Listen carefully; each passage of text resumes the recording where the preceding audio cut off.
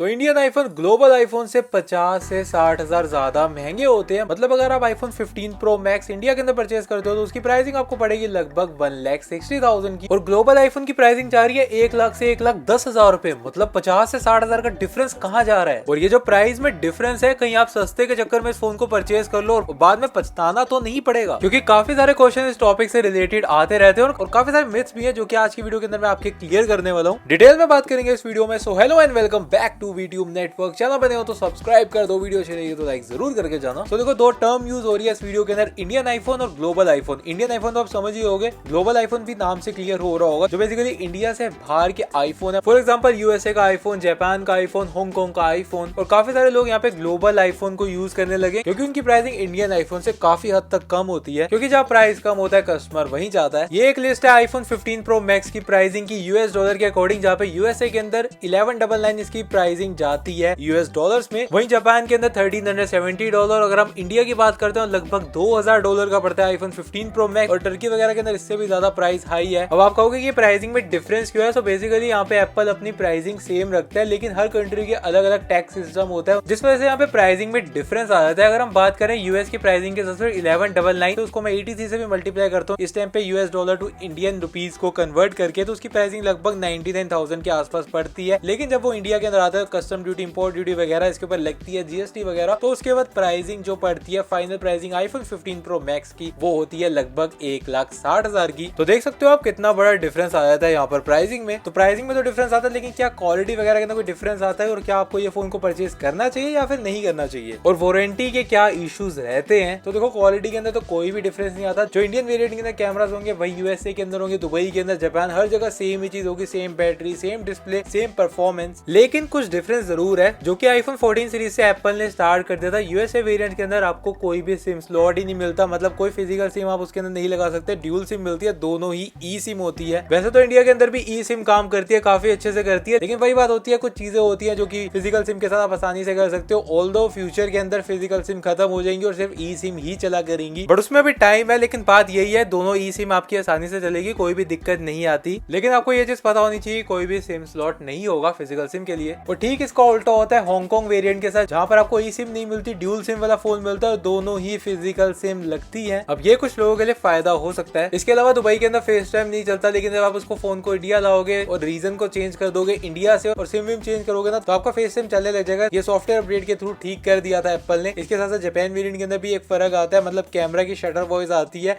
Even आप phone को vibrate कर दो, साइलेंट कर दो, तब भी आपको शटर वॉइस आती थी, लेकिन उसके अंदर भी सॉफ्टवेयर के थ्रू एप्पल ने चेंजेस कर दिया। आप उसको इंडिया लाओगे, इंडियन सिम डालोगे, रीजन वगैरह चेंज करोगे, तो वो भी अब साउंड नहीं आती। तो कोई दिक्कत नहीं, आप इनमें से कोई भी वेरिएंट बाय कर सकते हो, लेकिन ध्यान रखना कि आपको पता होना चाहिए। फॉर एग्जांपल, अगर आप दुबई से परचेज कर रहे हो तो दुबई के अंदर US variant, Hong Kong variant, Japan variant, हर तरह के वेरिएंट मिलते हैं। तो वहां से आपको पता होना चाहिए कि आप कौन सा वेरिएंट परचेज कर रहे हो। और इसके साथ अनलॉक्ड वेरिएंट आपको लेना है, क्योंकि अगर कोई भी लॉक्ड वेरिएंट ले लोगे तो यहाँ पे आके उसके अंदर सिम वगैरह नहीं चलेगी, फिर उसके लॉक खुलवाने के अंदर काफी ज्यादा दिक्कत और खर्चा आता है, और कभी कभी तो लॉक खुलता भी नहीं है। तो इस चीज का आपको ध्यान रखना है। और जहाँ बात आती है एप्पल की वारंटी की, तो इंटरनेशनली आपको कहीं पर भी वो वारंटी मिल जाती है, कोई इसमें दिक्कत नहीं आती। लेकिन आपके पास एक वैलिड बिल जरूर होना चाहिए, क्योंकि आजकल सर्विस सेंटर वाले काफी ज्यादा जोर देते हैं इस चीज के ऊपर कि आपके पास वैलिड बिल होना चाहिए। मतलब अगर कोई माइनर इशू होगा ना तो चल जाता है, बट अगर कोई मेजर इशू होता है ना, जो कि जनरली होता नहीं है, बट इन केस अगर कुछ ऐसा हो जाए कि आपको मेजर इशू हो, वारंटी क्लेम करना चाहते हो, तो आपके पास वहां पर बिल होना चाहिए एक वैलिड परचेज का। अदरवाइज वारंटी के अंदर दिक्कत आती है, फिर वही झंझट वाली काम हो जाते हैं। लेकिन फिर से मैं वही चीज बोल रहा हूँ, कहीं का भी आईफोन और परफॉर्मेंस सेम होगी। ऐसा नहीं होता कि यूएस का आईफोन जो है ज्यादा अच्छा होगा या फिर इंडिया वाले के अंदर नेटवर्क अच्छे आएंगे। आईफोन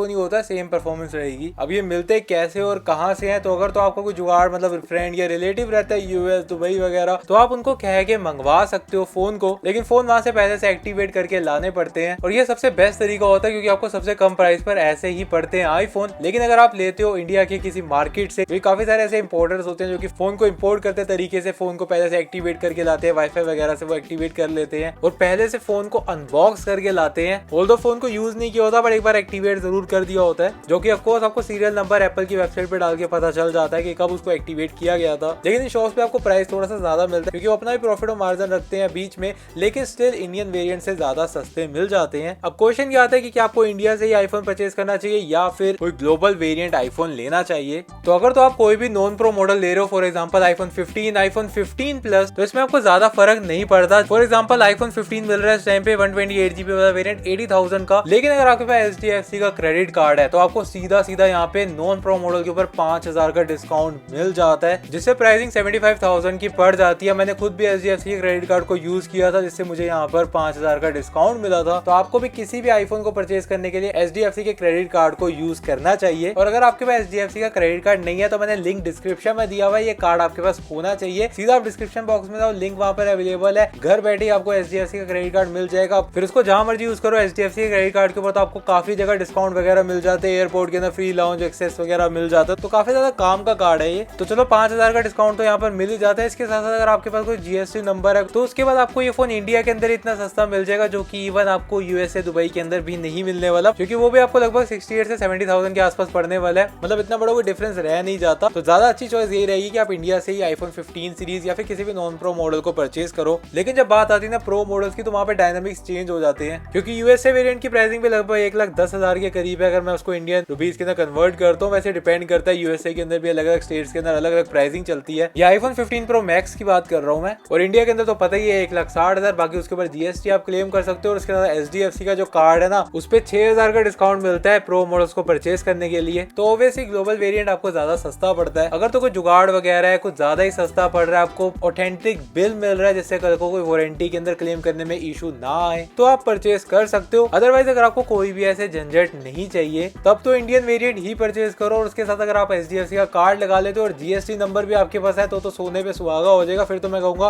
ग्लोबल वेरिएंट की तरफ जाने की जरूरत ही नहीं है। 15-20 हजार का भी फर्क होना तो मत जाओ, इंडियन वेरिएंट ही परचेज कर लो। अब ये टोटली आप पे डिपेंड करता है कौन सी डील आपको ज्यादा वर्थ लग रही है। लेकिन जो लास्ट ईयर के प्रो मॉडल होते हैं ना, for example iPhone 14 pro, 14 pro max, उनकी डील्स आपको ये ग्लोबल वेरिएंट के ऊपर ज्यादा बेटर मिल जाती है, क्योंकि इंडियन वेरिएंट के ऊपर उतना अच्छा प्राइस ड्रॉप होता नहीं है। लेकिन ये ग्लोबल वेरिएंट जो होते हैं ना, ये आपको अच्छी प्राइसिंग के अंदर आईफोन 14 प्रो, 14 प्रो मैक्स मिल जाएंगे, तो उसको भी आप कंसिडर कर सकते हो। बाकी अगर आपने कोई ग्लोबल वेरिएंट कभी यूज किया है या फिर अभी लेने की सोच रहे हो, तो अपने एक्सपीरियंस और क्वेश्चंस कमेंट सेक्शन के अंदर जरूर मेंशन करना, काफी लोगों की हेल्प हो जाती है। सो बस इस वीडियो में इतना ही, मिलते हैं अगली वीडियो में ऐसे किसी कंटेंट के साथ। Thanks for watching.